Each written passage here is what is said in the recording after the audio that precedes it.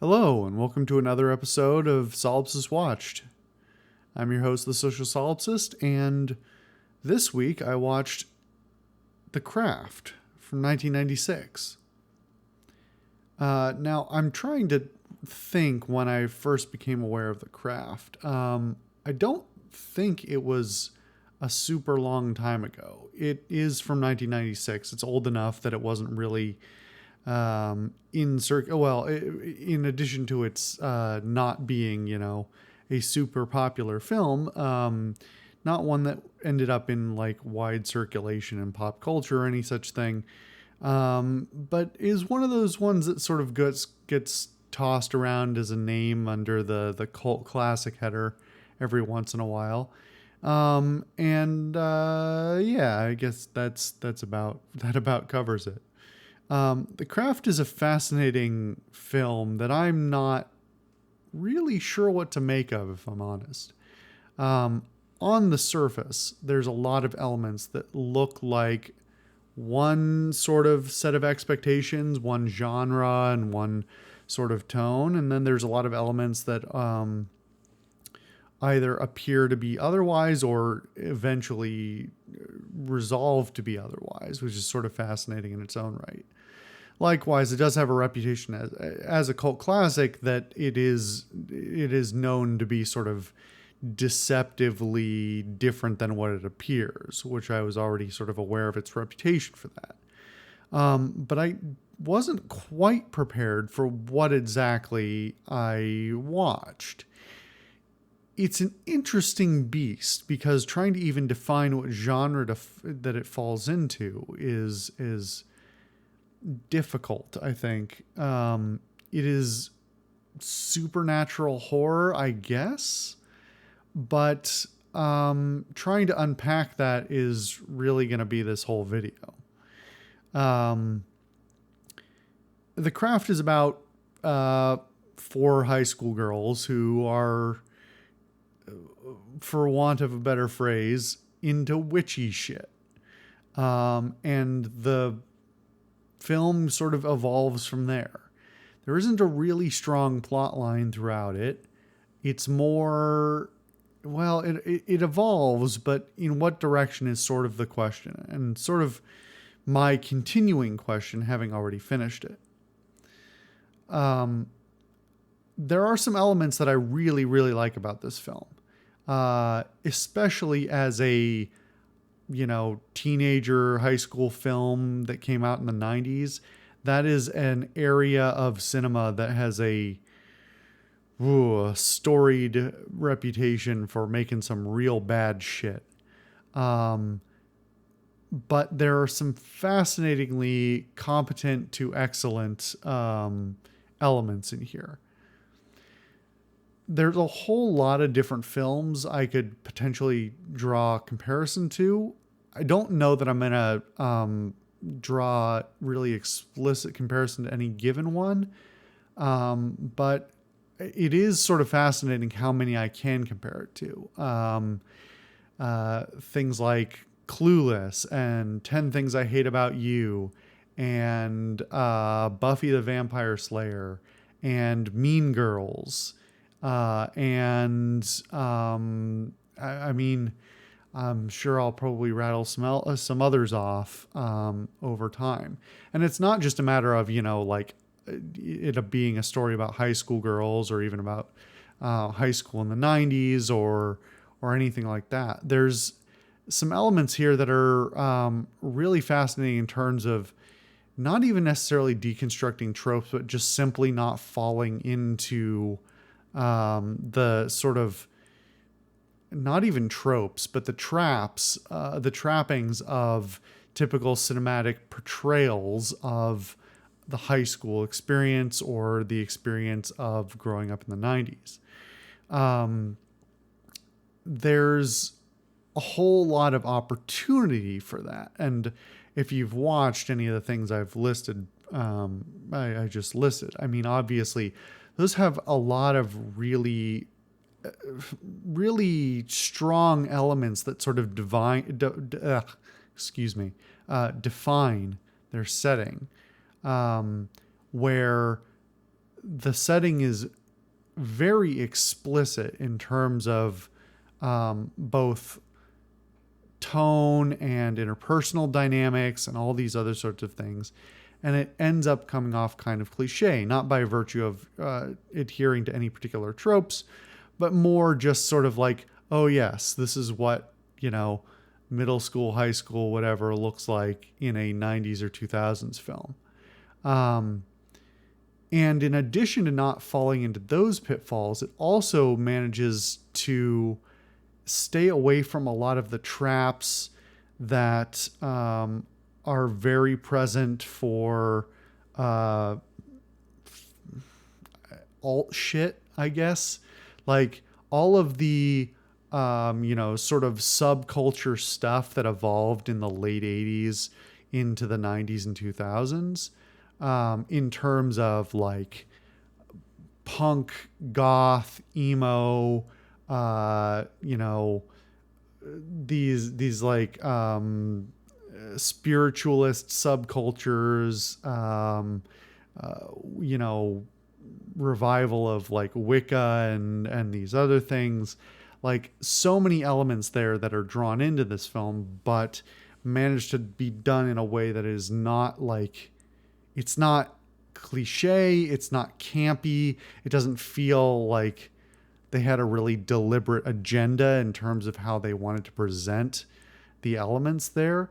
It feels very naturalistic, which I really appreciate. It's by no means perfect, or without like some weird concerning issues, but like not falling into any of those pitfalls is sort of a feat unto itself, I think. Um, so I really appreciated that for one. That's not to be, to speak ill of any of those other things as well. There's a lot of elements there in a lot of those films that I like, a lot of those films quite a lot. Another one I forgot to mention, or two others actually that had been thinking of before, but forgot to mention, were Scream, which we watched on the channel, and The Lost Boys, which also watched before this series, but did a review video on the channel.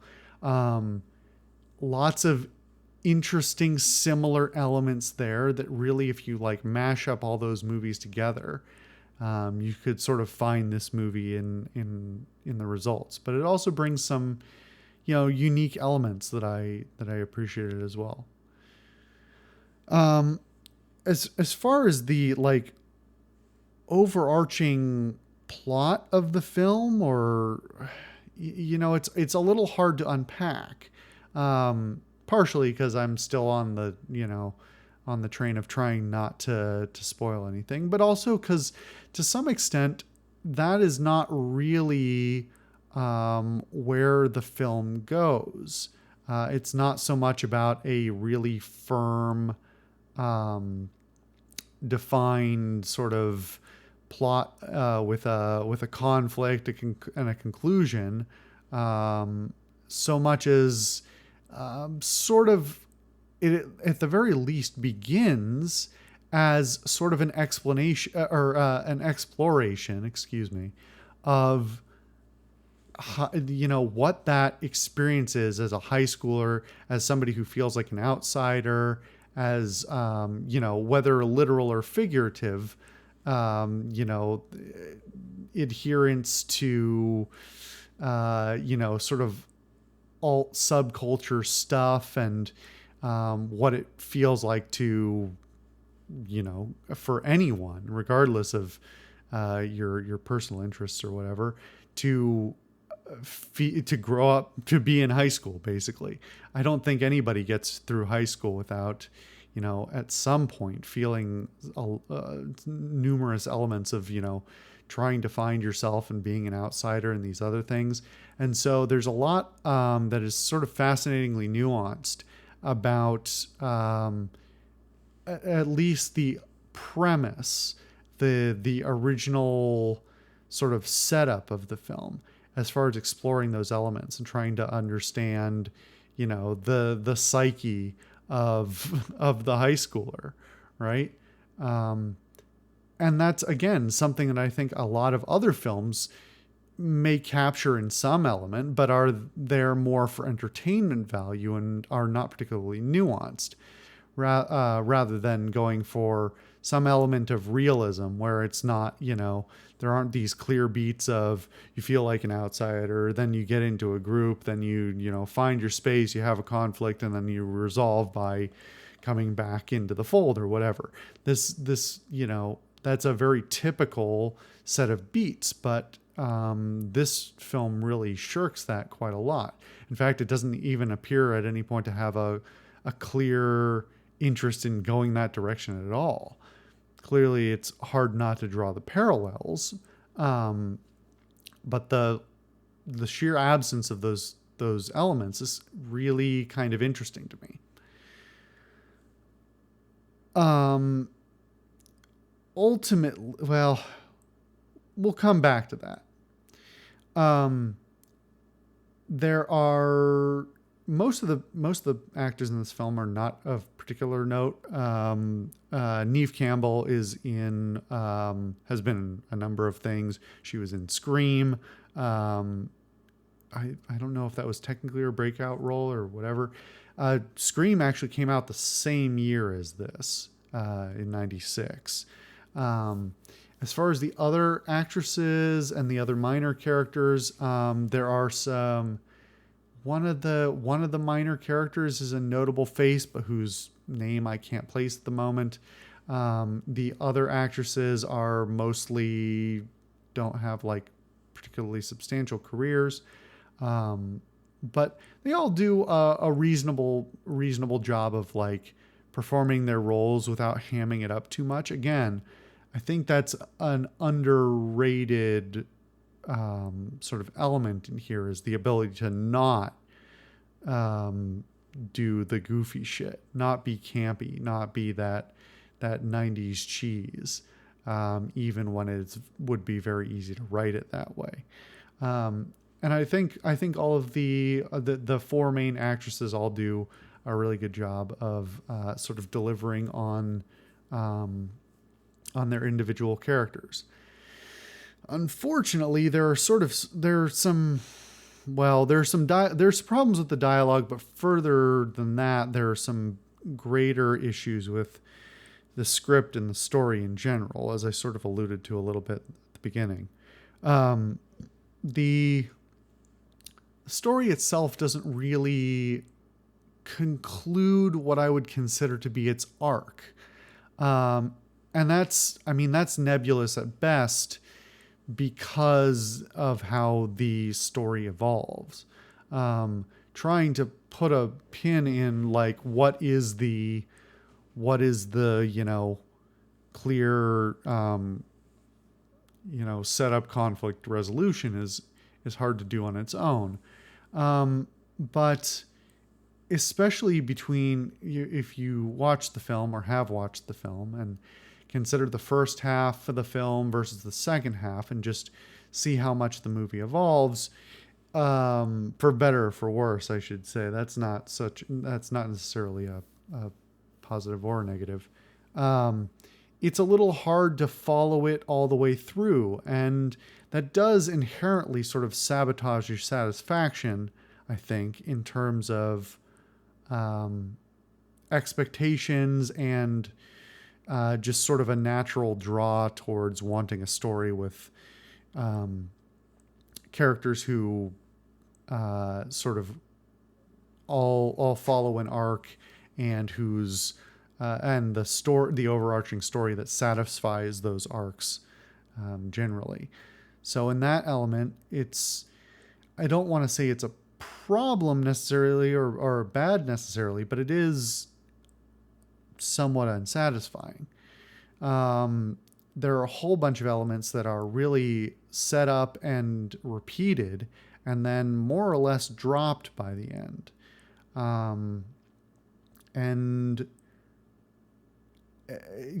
for all of the other polish and all the other interesting elements, it's hard not to ding it in the score for some, you know,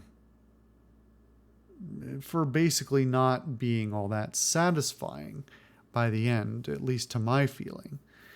Um,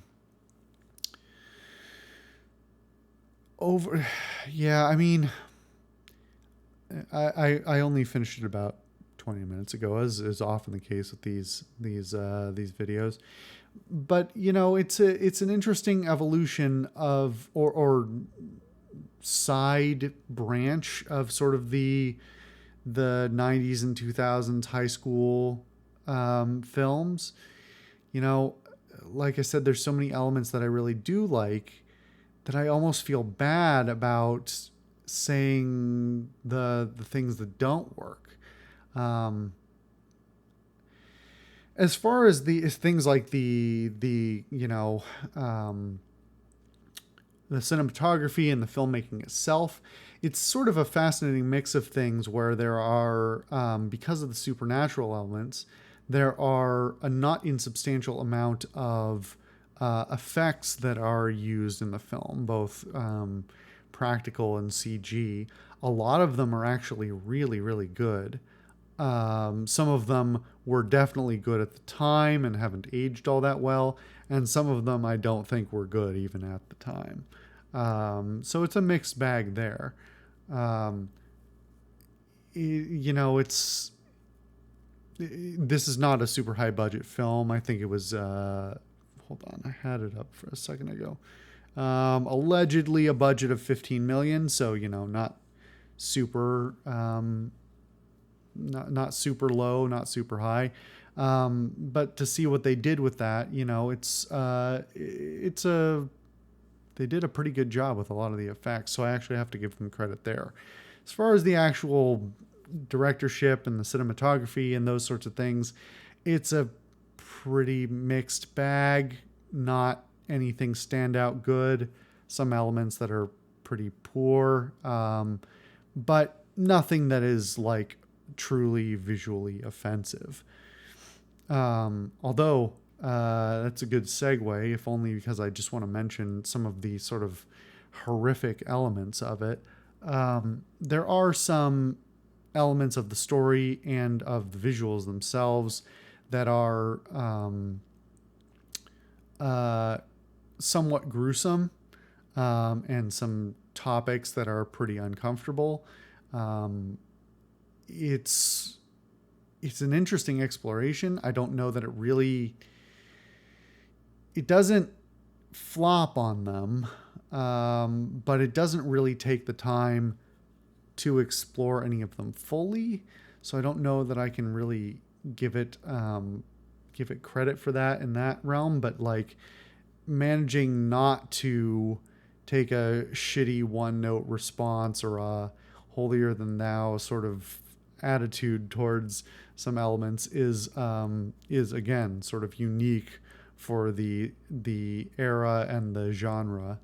Um, so that is also sort of interesting and worthy of note. Um,